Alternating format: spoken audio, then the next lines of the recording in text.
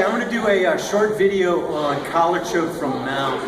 I'm going to show a version of the collar choke that I like because it takes care of one of the common problems in working the collar choke from mount. And the common problem is you get your arms in and you get to this point and the guy does a upa, and then you either get rolled or you have to pull your arms out. So this is a version of the collar choke that takes away the bottom guy's upa. And so I'm going to show you the arm positions first, and I'm going to back out and build the choke. So watch my arm positions here.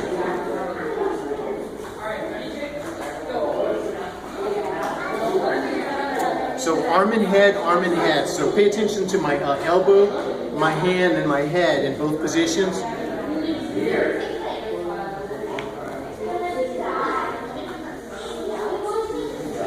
All right, now let's apply the grips to that. So the first one, I'm going to get my grip in. And I don't like getting the grip from up high right here because I'm afraid of getting rolled. So I'm going to put my head on the mat, line my arm next to his head, and then I'm going to fit the grip in. So like this, grab the collar and I'll move so you can see it's fingers in like that, and you can see my arm lining his head. So that's how you get the first grip, fingers in. Head on the mat keeps you from getting open.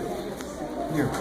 Now when I'm ready to go to the second grip, I'm going to sit up tall, move my elbow in real tight, and then I'm going to switch my head to the other side. So watch.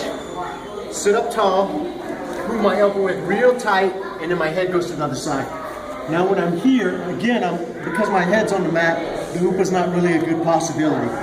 So now, I'm going to line his head with my hand again, and I'm going thumb in, like that, here, there. And when I'm ready to finish, I'm going to take my elbow and I'm going to shove his head a little bit to open his neck up. Bring my elbow in and then drop. So I'll do the whole thing fast.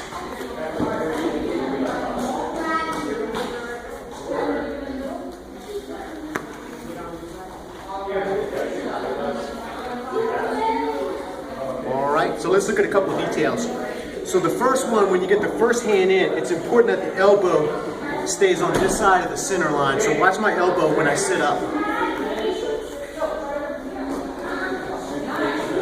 Here is not good.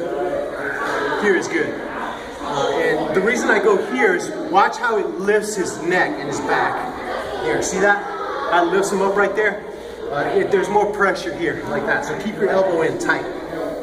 Head goes down, posting hand. This one goes thumb in, sit up tall, and then make your elbows touch each other like that, and then go back down, and you should get a pretty quick choke, like that. So the elbows on the choking come like this. They don't drive out. They come together and then move towards the hips. An alternative version of the choke, because some people have trouble with the second hand making the choke happen, is to change the angle from this to this one, and I'll show you the second version.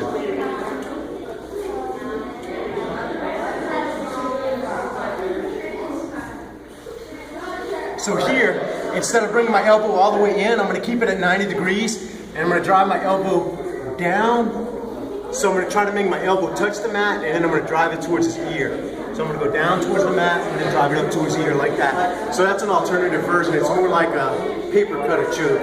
And some people find that one easier to go. And so the pressure on this one is down and up like that. This one stays exactly the same. So all in all, what makes this choke work is that your head is on the mat most of the time, preventing him from getting a really nice upa. So one more time. Tight.